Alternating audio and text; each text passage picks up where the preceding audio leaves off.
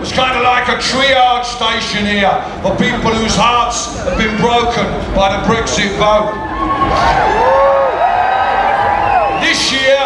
This year, the whole festival feels like left field. It's everywhere. Our vibe is everywhere.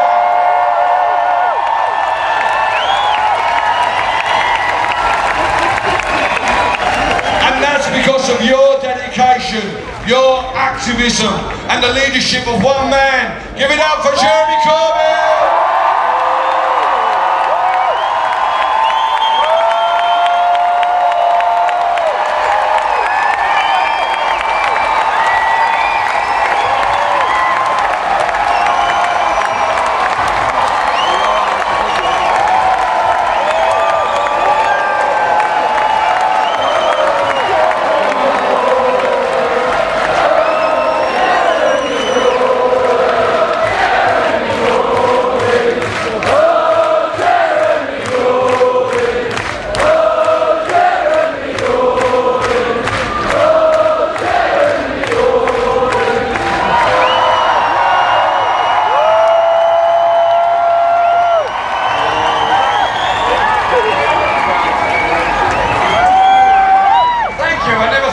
Would work.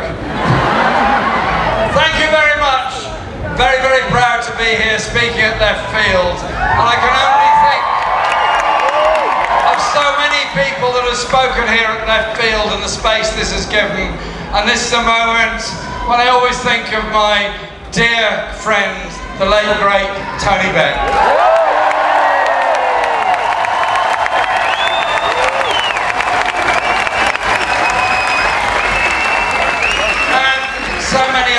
Spoken here at Glastonbury, E.P. Thompson, Bob Crow and so many others that have made such a contribution to the process and thought within our movement.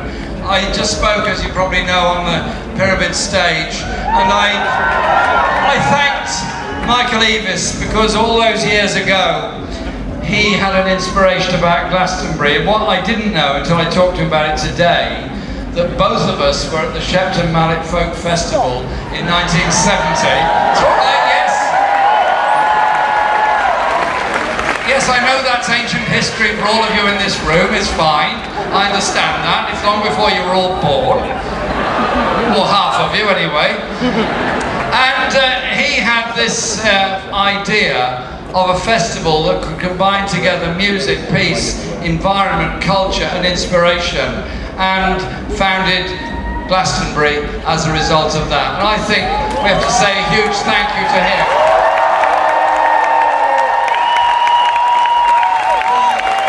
What he achieved, because it's a truism, I know, but if you bring people together, they talk to each other, they think about things, and that sort of creativity develops from one person to another, and great ideas and great movements and great strengths come. And that is what is happening now here in the 21st century, across, not just across this country, but across the rest of the world, that sense of people coming together.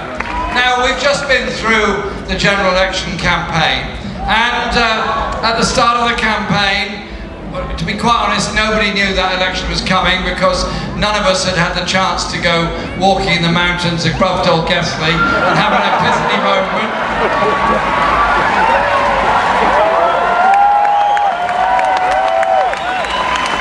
Next time I need to know what's going on, I shall cycle round Dolguestly and then I'll be clear.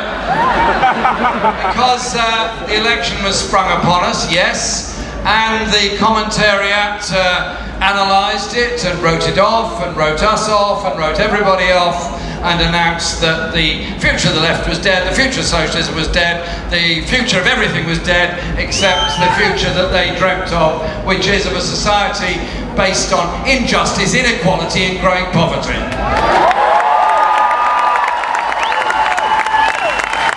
But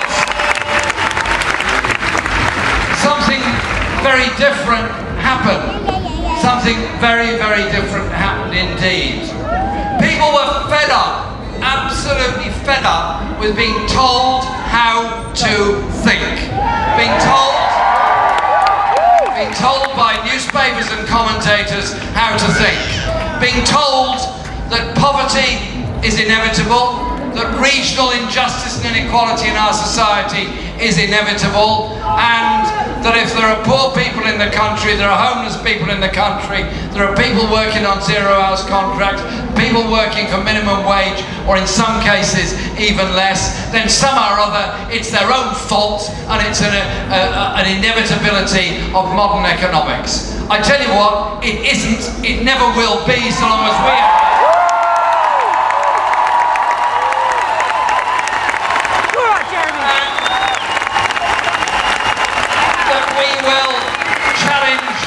We will challenge those assumptions. And so, as the election campaign began, we were planning and already doing our campaign. I attended over 100 events during the campaign all over the country. The turning point was the launch of our manifesto, for the many, not the few.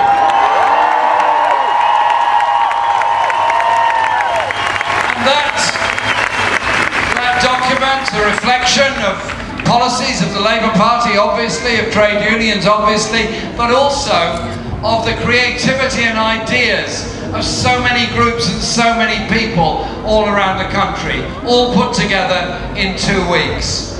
And in this possibly very short interregnum period between the end of that election and the next election, let us develop the creativity there. Think through the ideas on housing, environment, health, social security, education, all the policies that are there, and our view of the rest of the world, so that when the next election comes, and I hope it will be very, very, very soon, we're ready for it.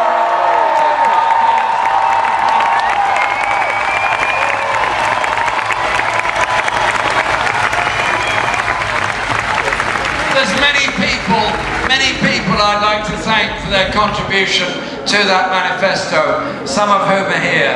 I'd particularly like to thank our Director of Research, who did so much for it, Andrew Fisher, my good friend, who did a fantastic job in preparing it.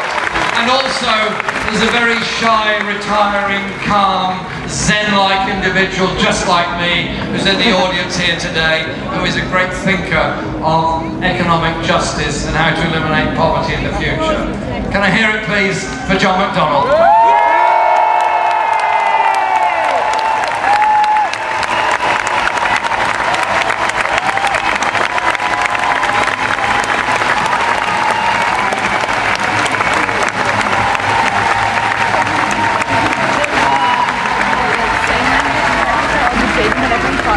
Some of that was ironic, actually. That's pretty cool.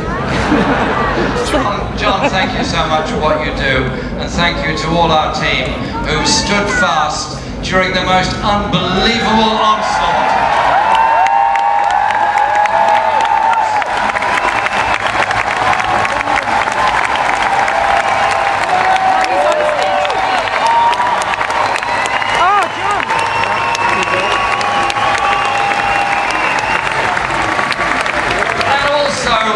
Think for a moment of some of my colleagues and what they've been through with the abuse they've received in the media, and I'm sorry to say on social media as well. The stuff that Diane Abbott has had to put up with, nobody should ever have to put up with.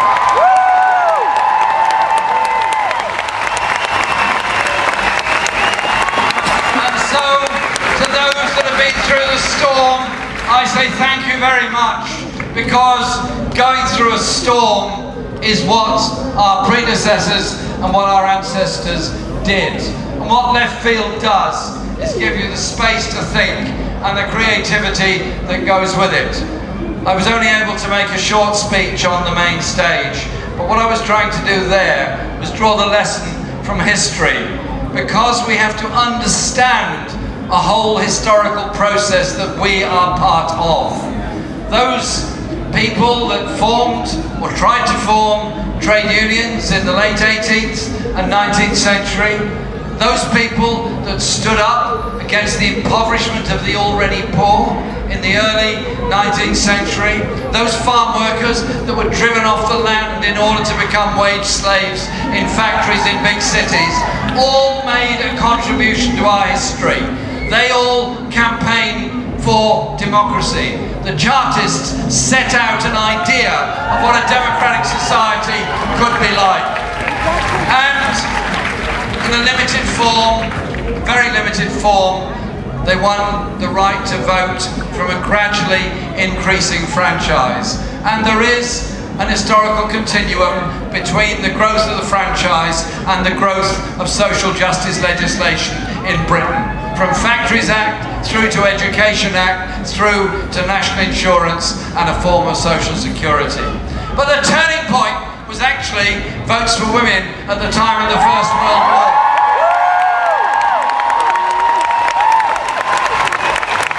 And the way in which eventually a lot of men who were then dominating the Labour movement came to understand that, and legislation was eventually passed. But we still have a long way to go on gender discrimination, on race discrimination, on homophobia, on inequality, on Islamophobia or anti-Semitism, on anti-racism altogether. Because the only future there can ever be is if we're united in what we do and what we want to achieve. And what this election campaign did was, I believe, unleash a lot of thought and a lot of inspiration in people. So when we brought out the manifesto and we organised an election campaign that was different in every way from that organised by the Tory party and our opponents, we went out and talked to people, we went out and met people, and you know what? We even debated with people.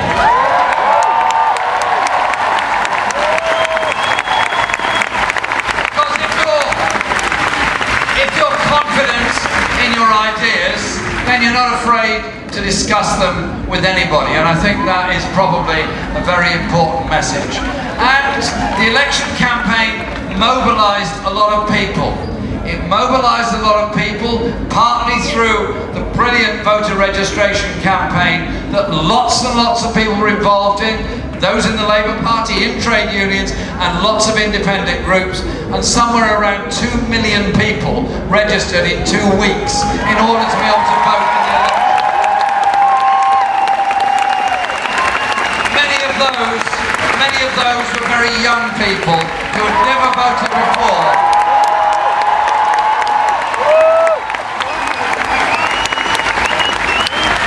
And what it was about was simply saying, actually, I think we've had enough of the political elites, the economic elites, the corporate elites, giving us this kind of neocon economic narrative that the zenith of equality in the world was somewhere around the post-war 1950s settlement, when welfare states were created, when public ownership was seen as a reasonable, sensible thing to do. But since then, they kind of said, okay, you've had your fun, let's go back to business as usual. Let's go back and privatise, let's go back and reduce tax at the top end, let's go back and cut services, cut opportunities, and cut education and housing opportunities for the poorest and the rest. And let's say to the younger generation, grow up, forget about being better off than your parents, forget about the ideas of free education, forget about the ideas of free healthcare, forget about the ideas of a public insurance policy that gives you security in old age. Be numero uno, be number one, be an individual, and if a few people lose out, sorry, but it's their fault. Well, I'll tell you what's happened, and I think social media has had a very big part to play in this. People talk to each other and challenge the orthodoxy. And in challenging that orthodoxy, a lot of other things become very possible. And that's what engaged so many younger people, as well as older people returning to politics who had been driven away by the cynicism of the past. And that is why we had the campaign that we had. We had this incredible number of rallies and events all around the country, and how so many people got involved in the campaign. And you know what? At the end of it, the increase in the Labour vote was the biggest at any time since 1945.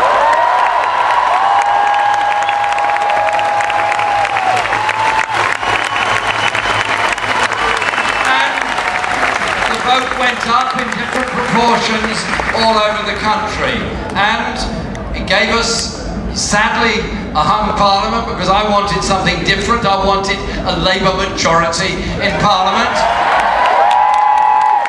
but it didn't deliver for the Tories. They didn't.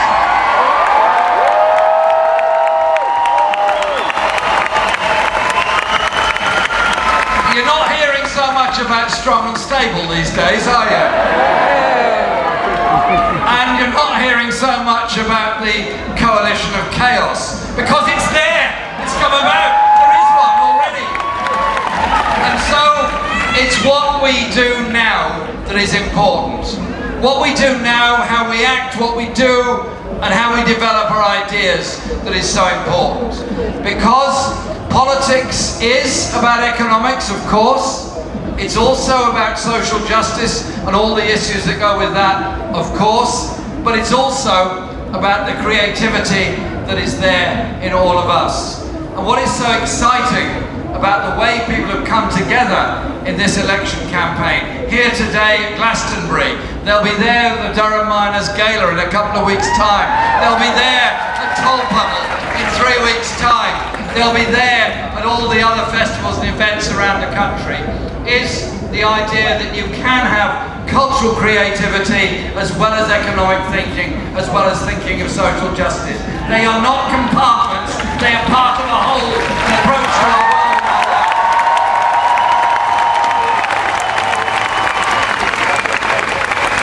And so, I want to live in a world where our children can dream, our children can hope, and I want to live in a world where the public gives every child a chance to learn a musical instrument in school.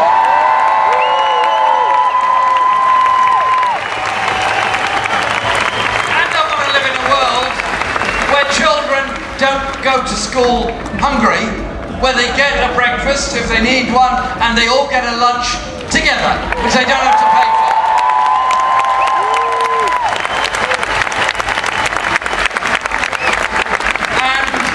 They don't get letters from the Department of Education saying, sorry, austerity means we've got to cut the funding per pupil, austerity means your school will get less, and if you think you can't cope, well, start a collection in the local neighbourhood and see if the local residents are able to chip in and help you. Well, in a wealthy part of the country that might raise a few bob, but in a lot of places it won't raise anything, not because the local population or the parents don't love and value education, because they simply haven't got the spare cash to help out in the school.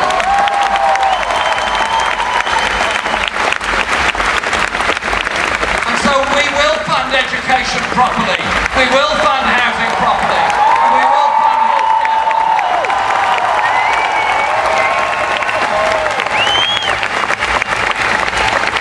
And John, who's speaking tomorrow, put forward an economic strategy that will be able to achieve these things. And my goodness, didn't it create a lot of stir? All we're saying, and it's not much, is that 95% of the people will see no change in their taxation. 5%, only 5% will be expected to pay a bit more, that the rest of us might be a bit better off, and our children might get the education they deserve, and our older people the social care they deserve.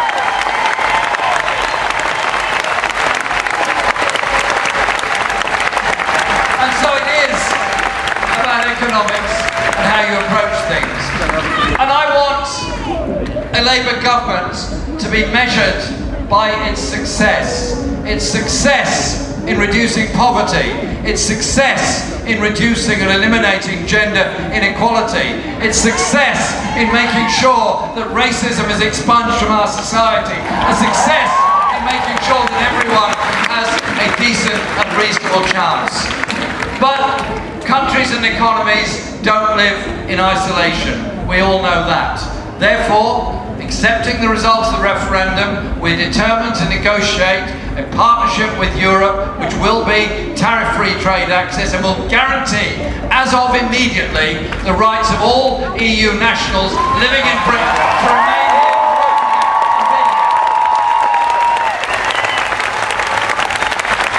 But it's also a question of how we view issues globally and how we view security. What is security? Is security the ability to fight, or is it the ability to understand where insecurity and threats come from? Because we live in a world where there is environmental disaster waiting around the corner and indeed happening to people in many parts of the world, where deforestation, degradation of the environment leads to environmental refugees. We cannot go on destroying, damaging, polluting and degrading our planet at the rate that we are.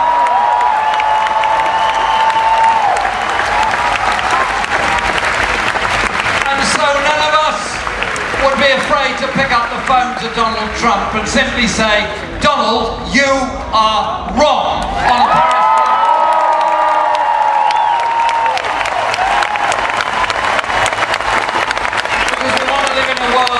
That is there for all of us. And a foreign policy that doesn't sell arms to dictators that they might oppress their own people. And one that recognises the human tragedy of refugees and what they're going through. During my lifetime, I've had the opportunity and chance to visit many refugee camps around the world, and they are sad and desperate and sometimes very, very dangerous places. But they're also full of people brimming with ideas and with imagination who want to contribute and to achieve. And one of the most moving experiences I had was visiting a refugee camp in Syria before this current war started, some time ago. I was talking to a family who were living in tents on the border with Iraq. They basically were in no person's land, stuck. Cold, horrible weather. They'd been trying to heat their tents with portable gas heaters, and sadly some of those tents had caught fire and some people had been burnt to death in an inferno of burning plastic in those tents. A horrible, horrible way to go. And I was talking to a family, and this young girl, she was about 12, 13, something like that, lovely, bright kid, really sparkling and full of energy and full of life, but there she was in a tent with apparently very little hope. So I sat down and talked to her quite a long time, and I learned a lot from her about her life and what had gone on before, and some of it was very traumatic and very sad. And I said, what do you want to achieve in your life? And she looked at me, and you know what she said? She was very polite. She said, sir, I want to be a doctor. What an amazing kid. How many more engineers and doctors of the future? How many more incredibly skilled people of the future are there, stuck in refugee camps, stuck in poverty in this country, stuck in poverty in other places? Surely we need an approach to the world that recognises the human spirit and the human condition. When you work together, you achieve things.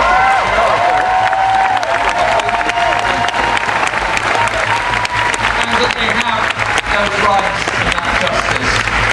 And so, left field is the place where we come together. Left field is the place where we try to understand each other and try to look at the way we do things for the future. Absolutely immediately, the general election will come, I hope very soon. We're on it, we're ready for it, and we're going to knock on those doors all over the country.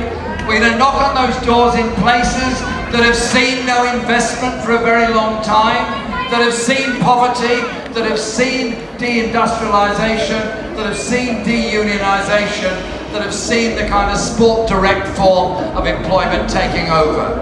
And say to them, a Labour government will invest, John McDonnell will ensure there is a national investment bank covering all parts of the country, and say to them, workers' rights are important, be represented at work by a trade union from day one of your employment are important. But the decent living wage is important. And save those areas, we're here to work with you to create that local viable economy, to create that level of real security in society. That surely is the message we can and will put forward. And this isn't a young versus old thing, as Theresa May seemed to think it was. It's not. Young people lose out because they're exploited in apprenticeships, because they're laden with debt for going to university, because they're told the future doesn't really belong to them, and old people are told, well, you're a bit of a burden, so we're going to take your house off you to look after you. I tell you what, let's do something far more sensible and recognise that everybody matters. Have a national care service that cares for those who need it, and an economic strategy that deals with it. And yes, this does mean, yes, it does mean some redistribution of wealth within our society, and that has got to be the right thing to do. But you know, there's events that happen at times in our history that are actually turning points and seminal. I remember when a block of flats in East London called Ronan Point collapsed because of faulty design, bad building and dangerous conditions. Gas main exploded, the whole place collapsed with all the attendant catastrophe that went with it. Not so long ago, we saw Grenfell Tower, a towering inferno in the midst of actually the richest borough in the country. People living in poverty, living in danger, in a place that just literally went up in smoke straight away and took, we know of at least 79 lives, possibly more, that are going to have perished because of that fire. Not one of those people should have died. That fire was wholly and totally preventable.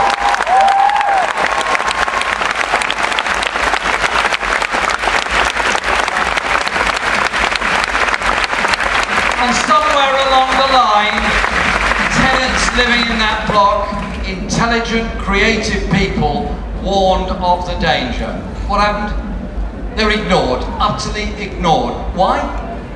Because they were tenants, because they were poor people, because they were working class communities, they were utterly ignored. I'll tell you what, I think Grenfell Tower and all the other concerns that are quite rightly now being addressed all over the country about the dangers in tower blocks and cladding materials we put on are going to see a step change in attitudes towards housing, a step change in attitudes towards communities. And I want to see a government in office that doesn't see housing policy as a series of market opportunities, but sees it as a collective responsibility.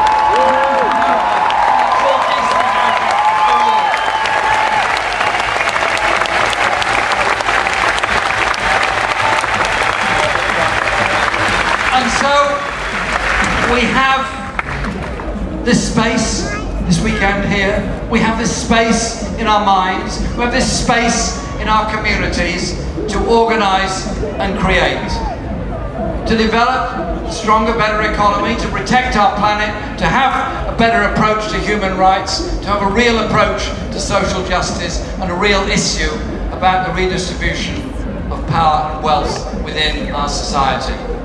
I don't know exactly when this election is going to come. I want it to come very, very soon.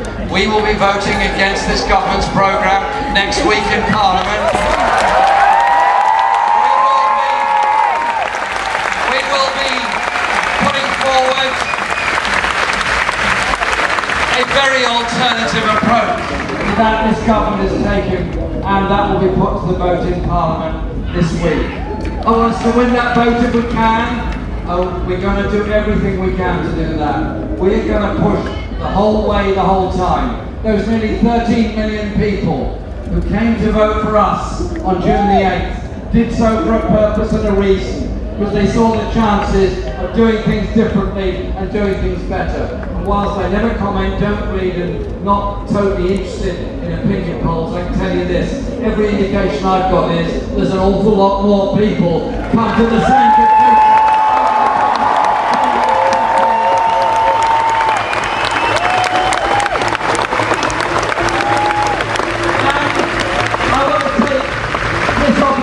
Of thanking you all for being here and thanking all those that have organised Left Field over the years, bringing the voices of peace, of human rights and justice, bringing the voices of alternatives. You never know when you drop a pebble in a pool where the ripples will end up. When Michael Egan started Glastonbury all those years ago, he probably never realised where it will all end up. And I want to pay tribute to those that have stood the course for so many years in offering us hope.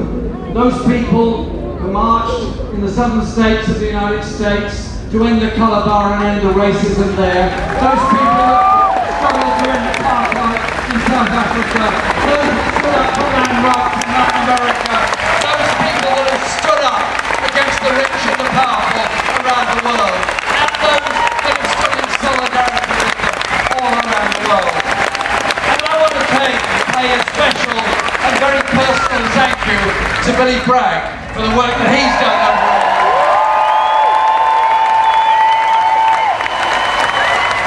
Because what Billy has done is brought alive the music of Woody Guthrie. What he's done is brought alive those hopes that were there in the desperation of Dust Bowl refugees in the United States in the 1930s. What he's also done is brought together the idea that there is a different version of English and Scottish and Welsh and British history, which is one of ordinary people standing up for justice, standing up for change. There is that radical tradition there.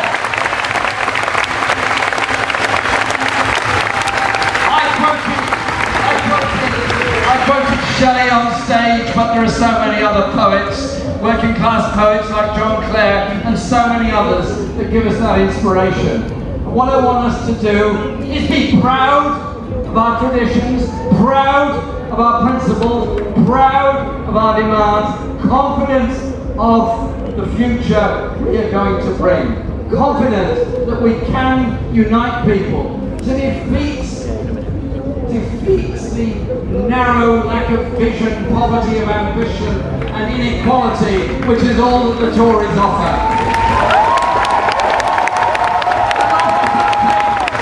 That is so different and so inspirational.